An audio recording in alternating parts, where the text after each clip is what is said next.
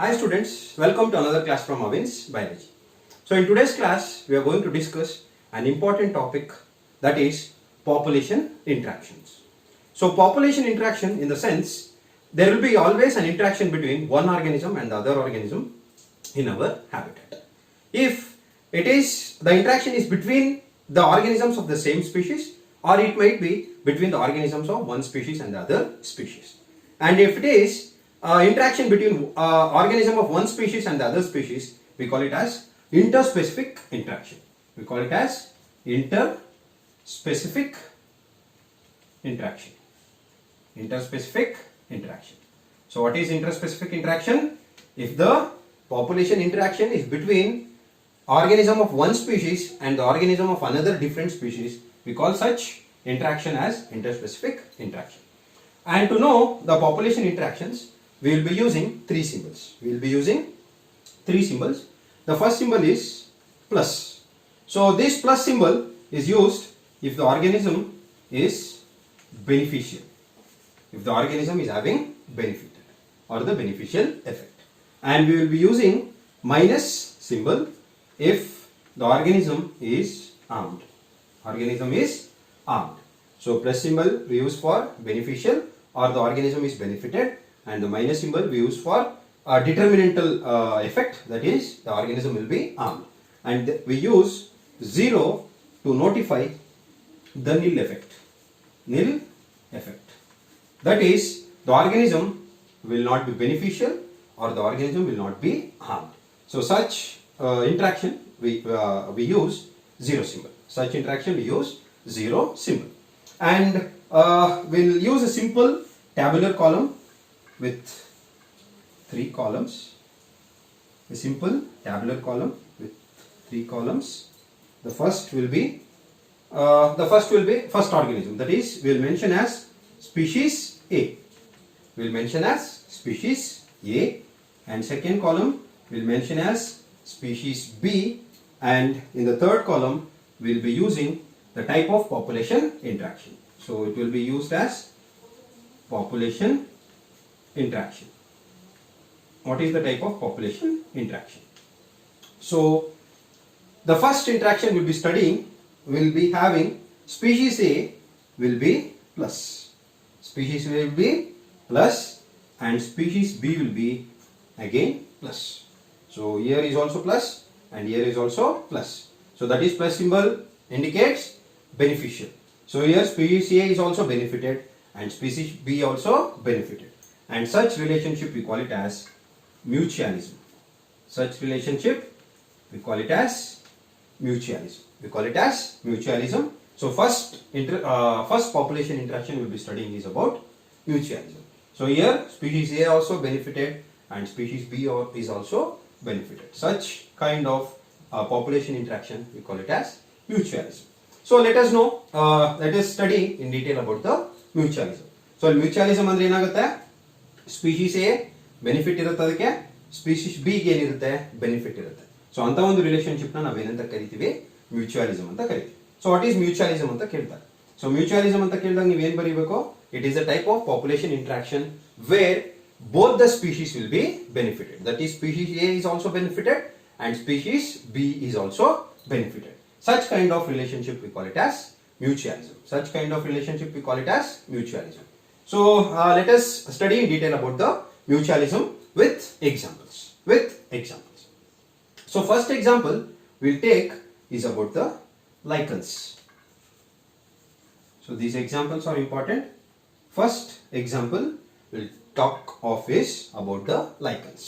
And you might have heard these lichens, it is the mutual associationship between fungi and algae. Fungi and algae. These are the two species. One species is the fungi and the second species is the algae. So here these two form an association which is called as lichens. Here I already told you about the mutualism where both the species is benefited. Here fungi is also benefited and algae is also benefited. So ಯಾವ ತರ benefit ಆಗುತ್ತೆ ಎರಡಕ್ಕೂ. This fungi it is a saprophyte. It cannot synthesize its own food. So that's why these algae provides food. These algae provides food for the fungi. Because fungi is a saprophyte and this cannot synthesize its own food.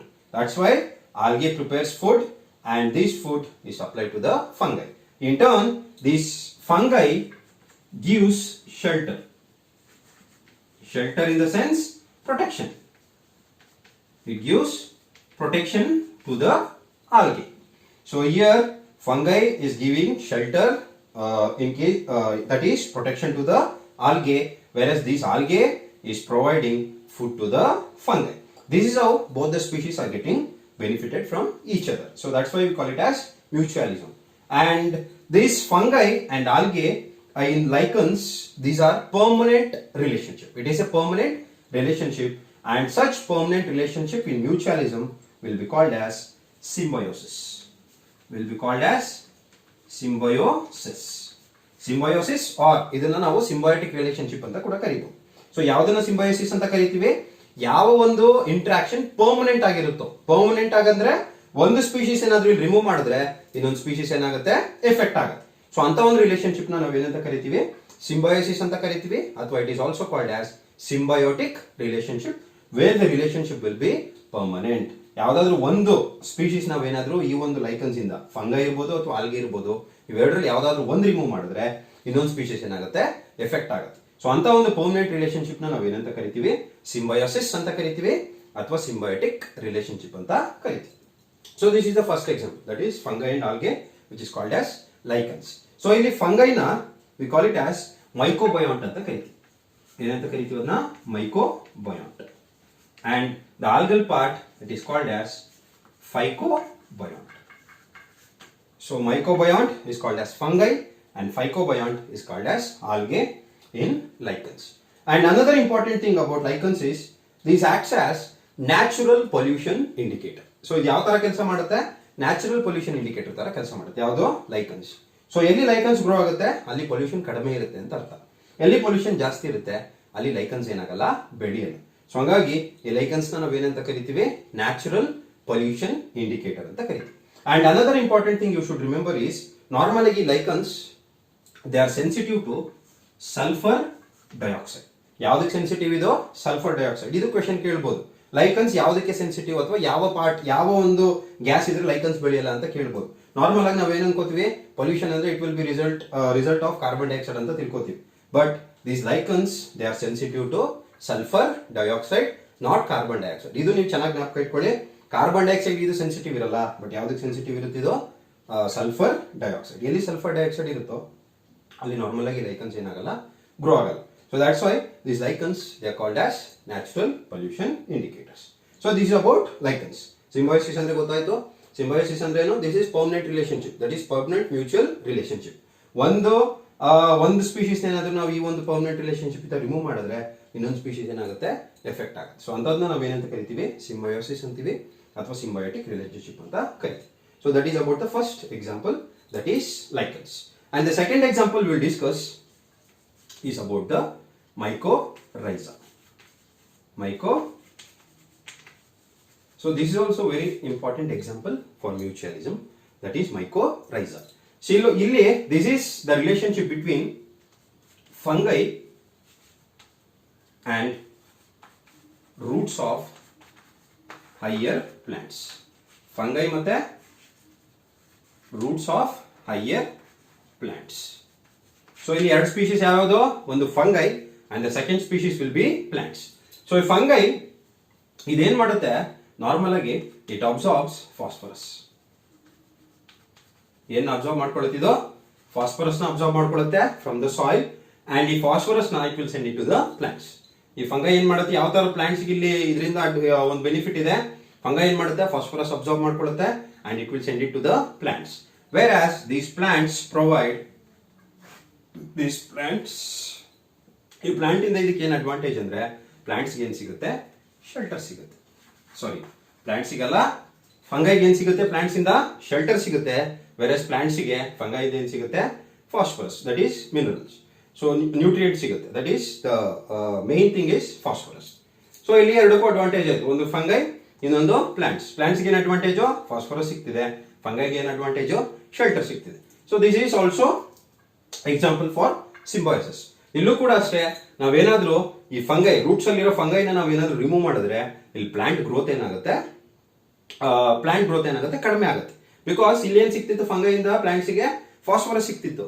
ಈಗ phosphorus remove ಮಾಡಿದ್ರೆ ಏನಾಗುತ್ತೆ, plants growth ಏನಾಗುತ್ತೆ ಕಡಿಮೆ ಆಗುತ್ತೆ. So this is also an example for symbiotic relationship or symbiosis. So this is the second example for mutualism. And third example we'll study is about the plant and pollinators.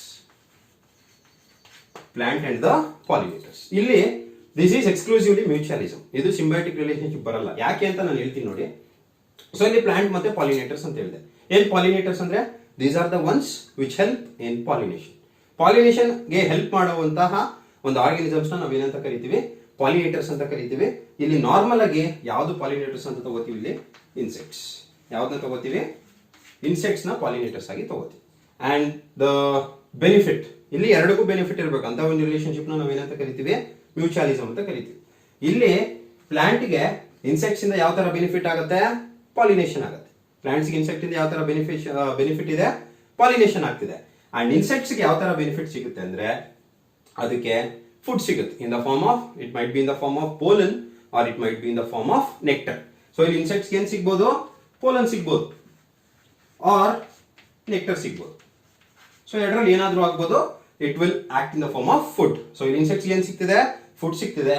Plant ಏನ್ ಸಿಗ್ತಿದೆ, pollination ಆಗ್ತಿದೆ. ಯಾವ್ದ್ರಿಂದ, insects. Will be talking about insects. Pollinators ಅಂದ್ರೆ ಬೇರೆ ಬೇರೆ ಬರುತ್ತೆ, but will be only talking about the insects. So ಇಲ್ಲಿ insects ಏನ್ ಸಿಗ್ತಿದೆ, ಪೋಲನ್ ಸಿಗ್ತಿದೆ ಅಥವಾ ನೆಕ್ಟರ್ ಸಿಗ್ತಿದೆ. ಅಂಡ್ ಪ್ಲಾಂಟ್ ಗೆ ಏನಾಗ್ತಿದೆ, ಪಾಲಿನೇಷನ್ ಆಗ್ತಿದೆ. So this is mutualism. But ಇಲ್ಲಿ ಯಾಕೆ ನಾನು ಇದು ಸಿಂಬಯೋಟಿಕ್ ರಿಲೇಶನ್ಶಿಪ್ ಅಲ್ಲ ಅಂದ್ರೆ ಇಲ್ಲಿ ಕೆಲವೊಂದು ಸರಿ ಪ್ಲಾಂಟ್ಗೆ ಏನಾಗ್ಬೋದು, ಬೆನಿಫಿಟ್ ಸಿಕ್ಕಿದ್ರೆ ಸಿಗ್ಬೋದು, ಅಥವಾ ಇನ್ಸೆಕ್ಟ್ಸ್ ಏನಾಗ್ಬೋದು, ಬೆನಿಫಿಟ್ ಸಿಕ್ಕಿದ್ರೆ ಸಿಗ್ಬೋದು. ಸೊ ಅಂತ ಒಂದು ರಿಲೇಶನ್ಶಿಪ್ ಏನಾಗುತ್ತೆ ಅಂದ್ರೆ ಒಂದೊಂದಷ್ಟು ಸರಿ ಇನ್ಸೆಕ್ಟ್ಸ್ ಏನ್ ಮಾಡುತ್ತೆ, ಬರೀ ಪೋಲನ್ ಅಥವಾ ನೆಕ್ಟರ್ ನ ತಗೊಂಡು ಹೊಟ್ಟೋಗುತ್ತೆ. ಅದೇನ್ ಮಾಡಲ್ಲ, ಇನ್ನೊಂದು ಪ್ಲಾಂಟ್ ನ ವಿಸಿಟ್ ಮಾಡಲ್ಲ. ಸೊ ಆ ಟೈಮಲ್ಲಿ ಏನಾಗಲ್ಲ, ಅದಕ್ಕೆ ಪಾಲಿನೇಷನ್ ಆಗಲ್ಲ. ಸೊ ಇಲ್ಲಿ ಯಾವ ಒಂದು ಇನ್ಸೆಕ್ಟ್ಸ್ ಬರೀ ನೆಕ್ಟರ್ಗೋಸ್ಕರ ಬರುತ್ತೆ, ಬಟ್ ಅದೇನ್ ಮಾಡಲ್ಲ, ಪಾಲಿನೇಷನ್ ನ ಮಾಡಲ್ಲ. Such insects will be called as cheaters. So ಅಂತ ಒಂದು ಇನ್ಸೆಕ್ಟ್ಸ್ ನ ನಾವೇನಂತ ಕರಿತೀವಿ, ಚೀಟರ್ಸ್ ಅಂತ ಕರಿತೀವಿ. ಯಾವ insects cheaters, those which get the nectar in turn they do not pollinate. ಯಾವ ಒಂದು ಇನ್ಸೆಕ್ಟ್ಸ್ ಪಾಲಿನೇಟ್ ಮಾಡಲ್ಲ, ಬಟ್ ಏನ್ ಮಾಡುತ್ತೆ, ಅದು ನೆಕ್ಟರ್ ನ ತಗೊಂಡು ಹೊಟ್ಟೋಗುತ್ತೆ. ಸೊ ಅಂತ ಒಂದು ಇನ್ಸೆಕ್ಟ್ಸ್ ನ ನಾವೇನಂತ ಕರಿತೀವಿ, ಚೀಟರ್ಸ್ ಅಂತ ಕರಿತೀವಿ. ಸೊ ಇಲ್ಲಿ ಏನಾಯ್ತು, ಇನ್ಸೆಕ್ಟ್ ಬೆನಿಫಿಟ್ ಆಯ್ತು, ಬಟ್ ಪ್ಲಾಂಟ್ ಗೆ ಏನಾದ್ರು ಬೆನಿಫಿಟ್ ಆಗಲಿಲ್ಲ. ಸೊ ಇನ್ನೊಂದು ಕೆಲವೊಂದು ಸಿಚುವೇಶನ್ಸ್ ಅಲ್ಲಿ ಏನಾಗುತ್ತೆ, ಪ್ಲಾಂಟ್ ಗೆ ಬೆನಿಫಿಟ್ ಇರುತ್ತೆ, ಬಟ್ ಇನ್ಸೆಕ್ಟ್ ಗೆ ಏನಿರಲ್ಲ, ಬೆನಿಫಿಟ್ ಇರಲ್ಲ. ಸೊ ಅಂತ ಒಂದು example, and this example is very important. There is an orchid, ಒಂದು ಮೆಡಿಟೇರಿಯನ್ ಆರ್ಕಿಡ್ ಇದೆ, and the orchid name is Ophrys. ಏನ್ orchid name, Ophrys. This is an Mediterranean orchid. ಈ orchid ಇದ್ರ ಫ್ಲವರ್ ಯಾವ ತರ ಇರುತ್ತಂದ್ರೆ, it appears like a female bee. ಆ flower ನೋಡಕ್ಕೆ ಯಾವ ತರ ಇರುತ್ತೆ, same it appears like female bee. ನೋಡಕ್ಕೆ ಸೇಮ್ ಫಿಮೇಲ್ ಬಿ ತರ ಇರುತ್ತೆ ಅದರ ಫ್ಲವರ್. ಸೊ ಆಗ ಏನಾಗುತ್ತೆ, ಮೇಲ್ ಬೀಸ್ ಏನಾಗ್ತವೆ, ಅದಕ್ಕೆ ಅಟ್ರಾಕ್ಟ್ ಆಗುತ್ತೆ. ಮೇಲ್ ಬೀಸ್ ಏನಾಗುತ್ತೆ, ಅದಕ್ಕೆ ಅಟ್ರಾಕ್ಟ್ ಆಗುತ್ತೆ. ಅಂಡ್ ಅಟ್ರಾಕ್ಟ್ ಆಗಿ ಏನ್ ಮಾಡ್ತವೆ, ಆ ಫ್ಲವರ್ ಹೋಗಿ. ಸೊ ಇಲ್ಲಿ ಏನಾಗಿದೆ, ಇಲ್ಲಿ ಫ್ಲವರ್ ಆಫ್ ದಿಸ್ ಆಫರೈಸ್ ರಿಸೆಂಬಲ್ಸ್, ಯಾವ ತರ resemble ಇರುತ್ತಿದೋ, female B.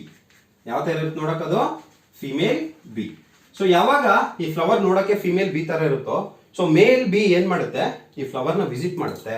And visit ಮಾಡಿ ಇಟ್ ಸೂಡೋ ಕಾಪುಲೇಟ್ಸ್. ಸೂಡೋ ಏನ್ ಮಾಡುತ್ತೆ, ಅಲ್ಲೋಗಿ ಸೂಡೋ ಕಾಪುಲೇಷನ್ ಮಾಡುತ್ತೆ. ಯಾವುದು, male bee. Because the flower of this Ophrys, the Mediterranean orchid, resembles exactly the female bee. So ಈಗ ಏನ್ ಮಾಡ್ತಿಲ್ಲಿ, ಇದು ಸೂಡೋ ಕಾಪುಲೇಟ್ ಮಾಡ್ತು. ಒಂದ್ ಫ್ಲವರ್ ಆದ್ಮೇಲೆ ಇನ್ನೊಂದು ಫ್ಲವರ್ ವಿಸಿಟ್ ಆಗುತ್ತೆ. ಆಗ ಏನಾಗ್ತಿದೆ, ಒಫೈರಸ್ಗೆ ಪಾಲಿನೇಷನ್ ಆಗ್ತಿದೆ. ಬಟ್ ಇನ್ ಟರ್ನ್ ಇನ್ಸೆಕ್ಟ್ ಗೆ ಏನಾಗ್ತಿಲ್ಲ, ಯಾವುದೇ ಒಂದು ಬೆನಿಫಿಟ್ ಇಲ್ಲ. ಇನ್ಸೆಕ್ಟ್ ಗೆ ಏನಿಲ್ಲ, ಯಾವುದೇ ಒಂದು ಬೆನಿಫಿಟ್ ಇಲ್ಲ. ಬಟ್ ಈ ಪ್ಲಾಂಟ್ ಗೆ ಏನಾಗ್ತಿದೆ, ಯಾವ ಪ್ಲಾಂಟ್ ಗೆ, ಒಫೈರಸ್ಗೆ ಇಲ್ಲಿ ಏನಾಗ್ತಿದೆ, ಪಾಲಿನೇಷನ್ ಆಗ್ತಿದೆ. ಬಟ್ ಪ್ಲಾಂಟ್ ಗೆ ಇಲ್ಲಿ ಯಾವುದೇ ಒಂದು ಅಡ್ವಾಂಟೇಜ್ ಇಲ್ಲ. ಸೊ ಈ ಒಂದು ಇದನ್ನ ನಾವೇನಂತ ಕರಿತೀವಿ ಅಂದ್ರೆ ಸೆಕ್ಷುವಲ್ ಡಿಸೀಟ್ ಅಂತ ಕರಿತೀವಿ. ಏನಂತ ಕರಿತೀವಿ, ಸೆಕ್ಷುವಲ್ ಡಿಸೀಟ್ ಅಂತ ಕರಿತೀವಿ. And this is very important. So sexual deceit.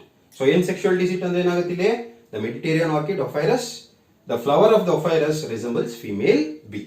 So the male bee visits this flower and pseudocopulates the flower, and in turn it visits another flower where the pollination takes place. But there is no advantage for this male bee. So male bee ಏನಿಲ್ಲ ಯಾವುದೇ advantage ಇಲ್ಲ, but ಈ ಒಫೈರಸ್ಗೆ ಏನಾಗ್ತಿದೆ, pollination ಆಗ್ತಿದೆ. So ಹಂಗಾಗಿ ನಾವು ಇದನ್ನ ಏನಂತ ಕರೆಯಲ್ಲ, ಸಿಂಬಯೋಟಿಕ್ ರಿಲೇಶನ್ಶಿಪ್ ಅಂತ ಕರೆಯಲ್ಲ. ಯಾಕಂದ್ರೆ ಇಲ್ಲಿ ಏನಾಗ್ಬೋದು, ಪ್ಲಾಂಟಿಗೆ ಪಾಲಿನೇಟ್ ಆಗ್ಬೋದು, ಆಗದೆ ಇರ್ಬೋದು, ಪಾಲಿನೇಟರ್ಸ್ಗೆ ಏನಾಗ್ಬೋದು, ಹೆಲ್ಪ್ ಆಗ್ಬೋದು ಅಥವಾ ಹೆಲ್ಪ್ ಆಗದೆ ಇರ್ಬೋದು. ಸೊ ಹಂಗಾಗಿ ನಾವು ಏನಂತ ಕರೆಯಲ್ಲ, ಇದನ್ನ ಸಿಂಬಯೋಟಿಕ್ ರಿಲೇಶನ್ಶಿಪ್ ಅಂತ ಕರೆಯಲ್ಲ. We just use the term mutualism. So this is the third example for your ಯಾವುದಾದ mutualism. So ಇಲ್ಲಿ ಏನಾಗ್ತಿದೆ, ಎರಡು ಸ್ಪೀಶೀಸ್ಗೂ ಏನಾಗ್ತಿದೆ, ಬೆನಿಫಿಟ್ ಆಗ್ತಿದೆ. ಸೊ ಹಂಗಾಗಿ ಈ ಒಂದು ಇದನ್ನ ನಾವೇನಂತ ಕರಿತೀವಿ, ಮ್ಯೂಚುವಲಿಸಮ್ ಅಂತ ಕರಿತೀವಿ. And if the relationship is permanent, it is called as symbiosis or symbiotic relationship. So this is about your mutualism, and this part is very important with reference to your exam. So please note down the definition, what is mutualism, and you should write the examples. So I'll stop here. In the next class we'll discuss another important topic. Thank you.